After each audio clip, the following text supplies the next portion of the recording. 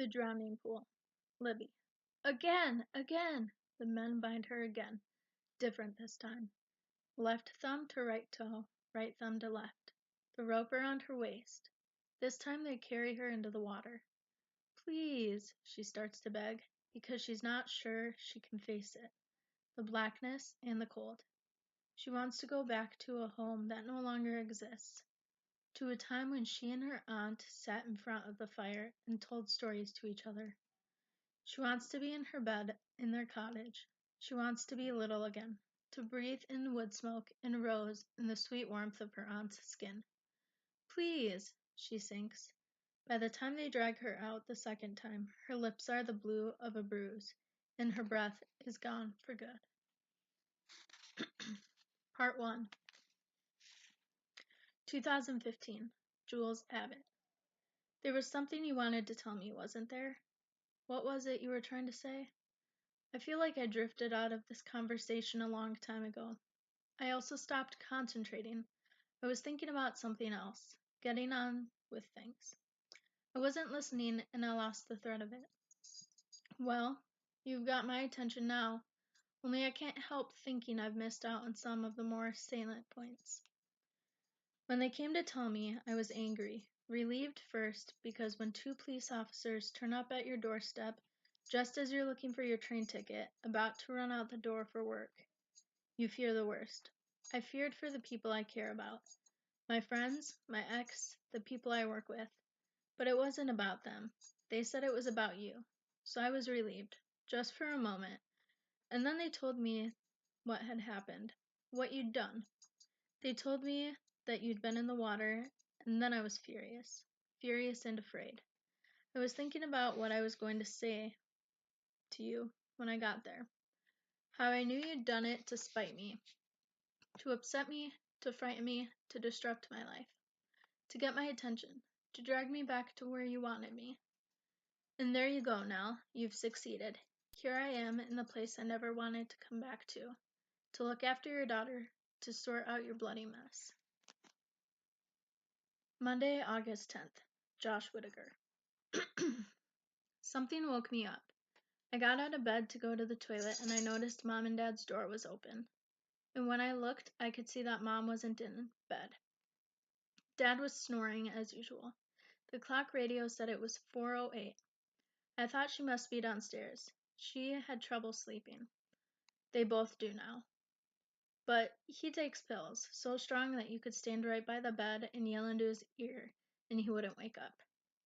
I went downstairs really quietly, because usually what happens is she turns on the TV and watches those really boring adverts about machines that help you lose weight, or clean the floor, or chop vegetables in lots of different ways, and then she falls asleep. But the TV wasn't on, and she wasn't on the sofa, so I knew she must have gone out. She's done it a few times, that I know of, at least. I can't keep track of where everyone is all the time. The first time she told me she'd just gone out to walk to clear her head, but there was another morning when I woke up and she was gone. When I looked out the window, I could see that her car wasn't parked out front where it usually is. I think she probably goes to walk by the river or to visit Katie's grave. I do that sometimes, though not in the middle of the night.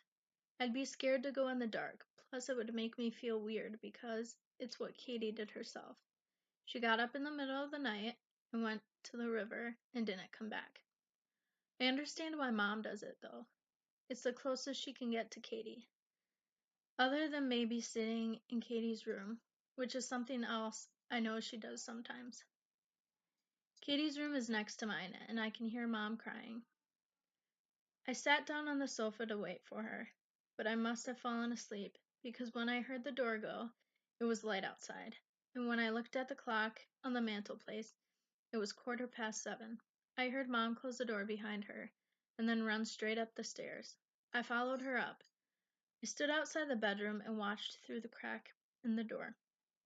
She was on her knees next to the bed, over on Dad's side, and she was red in the face, like she'd been running. She was breathing hard and saying, "Alec, wake up, wake up." And she was shaking him. "Nell Abbott is dead." she said. They found her in the water. She jumped.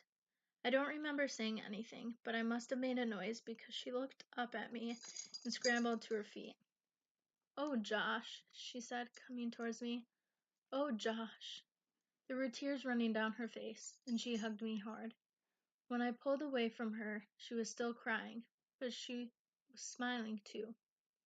Oh, darling, she said. Dad sat up in bed. He was rubbing his eyes. It takes him ages to wake up properly. I don't understand. When do you mean last night? How do you know?